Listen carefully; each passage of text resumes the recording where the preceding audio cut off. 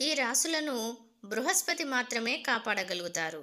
లేదంటే మునిగిపోతారు. దేవతల గురువైనటువంటి బృహస్పతి నవగ్రహాల్లో కీలకమైనటువంటి గ్రహం. శ్రేయస్సును, వివాహాన్ని, సంతానాన్ని, ఆధ్యాత్మికతకు కారకుడు.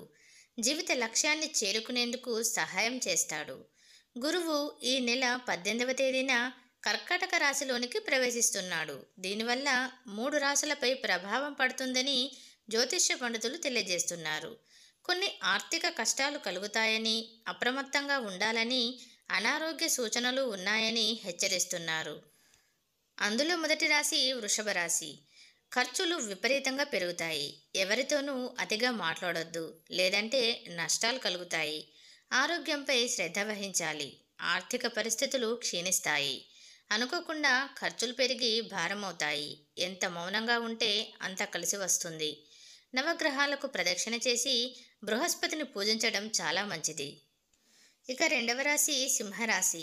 ఎవరికైనా డబ్బులిచ్చే ముందు 1కి 2 సార్లు ఆలోచించుకోవాలి. తర్వాత సమస్యలు వస్తాయి.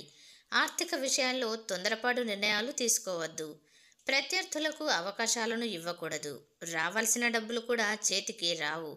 రహస్యాలనేవి మనసులోనే ఉంచుకోవాలి. అయితే ఎవరికైనా చెబితే ఆర్థిక నష్టాలుంటాయని పండితులు హెచ్చరిస్తున్నారు. ఈ రాశివారు కూడా శివాలయంలో కానీ, ఆంజనేయస్వామి ఆలయంలో కానీ నవగ్రహాలకు ప్రదక్షిణ చేసి బృహస్పతిని పూజించడం చాలా మంచిది. ఇక మూడవ రాశి కుంభరాశి. ప్రత్యర్థులు వీరిపైన విజయాన్ని సాధిస్తారు. అనారోగ్య సమస్యలు తలెత్తుతాయి. ప్రధానంగా గ్యాస్ సమస్య వస్తుంది.